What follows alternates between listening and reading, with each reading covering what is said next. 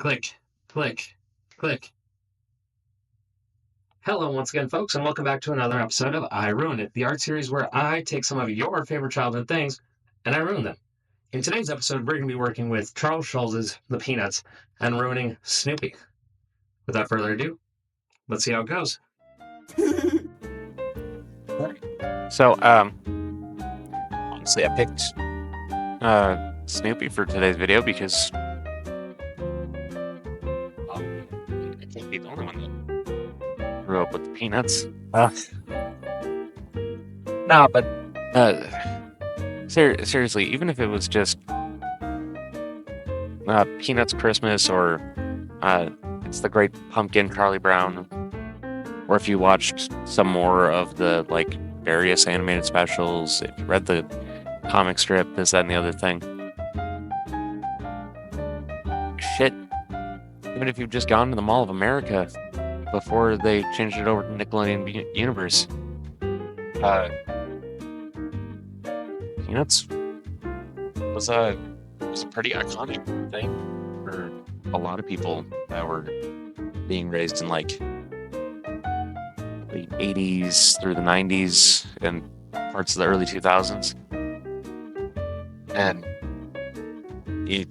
even still more in the modern day with the more recent, not saying it was new, but more recent Peanuts 3D animated film.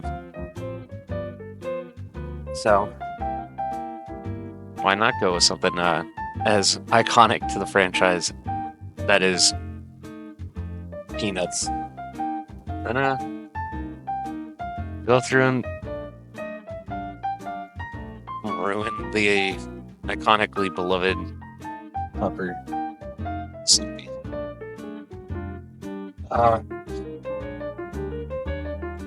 Lots of hoes and hums and uhs, but honestly, there's not a lot of coloring that's going to be in this one. There's not even going to be that much shading, to be honest.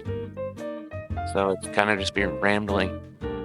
Because the other part of the reason why I wanted to do Snoopy is specifically because I remembered reading this little fun fact thing in a Ripley's Believe It or Not hardcover book back when I was in middle school, we'll say, talking about the first ever publication of Snoopy. Officially, the first publication of Snoopy was a write-in from one Charles Sparky Schulz, talking about the zany antics of his real-world dog, Spike, who was, interestingly enough, a beagle. And subsequently went on to be the inspiration for the design for Snoopy. Originally Snoopy being a more realistic dog before kind of migrating on to be a quadrupedal cartoon before modern, iconic, on two legs dog that we know him as today. But one such exploit that Charles was known to publish about in Ripley's Believe It or Not was about how his dog Spike would eat just the most ridiculous things and never seem to get hurt.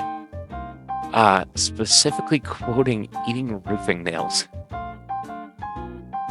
So, as you guys will see later, the hand being up is because Snoopy's just looking for a little treat. For now here, honestly, this part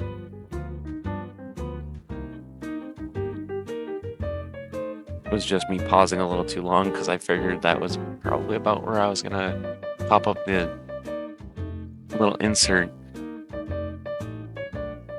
But that'll do it for our coloring of Snoopy. Filling in the white space with white so that he doesn't have transparency when we go to do things behind him.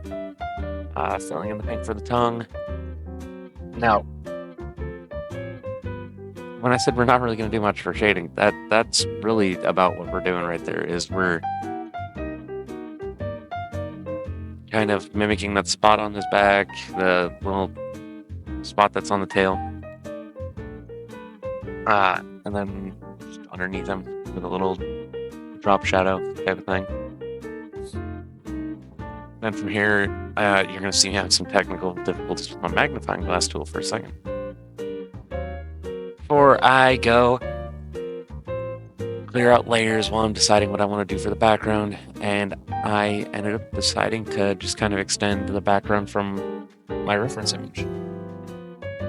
So greens for the grass, that yellow shows up for some of the higher grass, and then some of those other greens at the top kind of lead into what I believe to be treetops.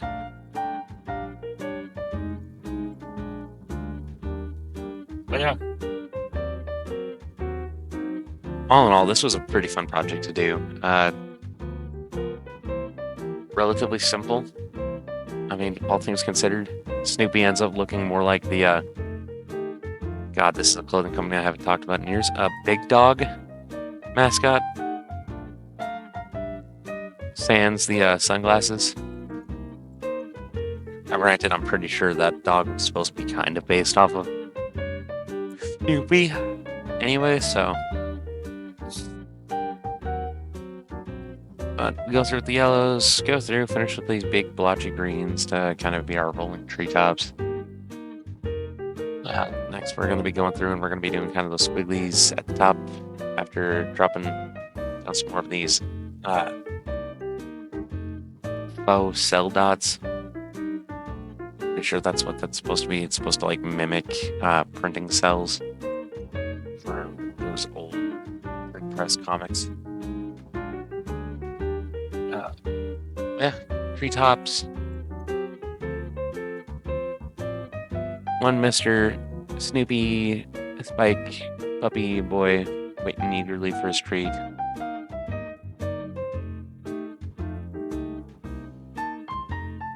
Which will be coming any moment, I promise.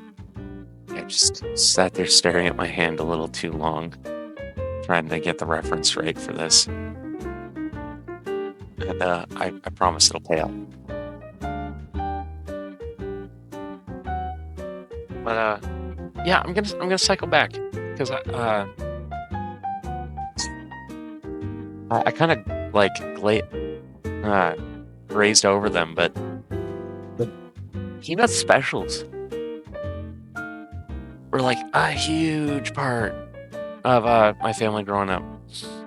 Like, I remember going to my grandma's house on Christmas and watching the Charlie Brown Christmas special. I remember whether it was going to my grandma's house to go trick-or-treating in her neighborhood for Halloween or going over for Thanksgiving, we'd almost always watch It's the Great Pumpkin, Charlie Brown. My grandma would regularly go down to the local video store and just rent Charlie Brown or like VeggieTales or things like that.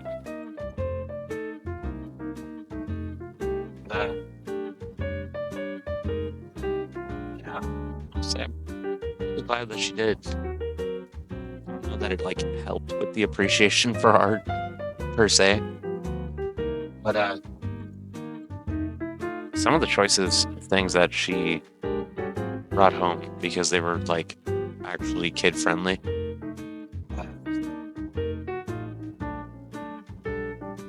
They kind of like helped me be who I am today because of watching things like Timmy the Tooth and Peanuts and VeggieTales and some of those more wholesome cartoons.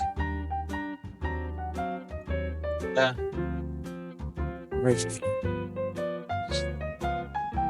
But speaking of grateful, I'm grateful to all of you out there that have been watching these videos and appreciate the support at any turn. If you'd like to support the channel further, feel free to subscribe. If there's something that you want to see in a future one of these videos, please make sure to leave a comment down below. I get to it as soon as I possibly can. And if you liked how this turned out, leave a like. In the meantime, meantime, folks, thank you so very much for watching, and see you in the next one. Bye.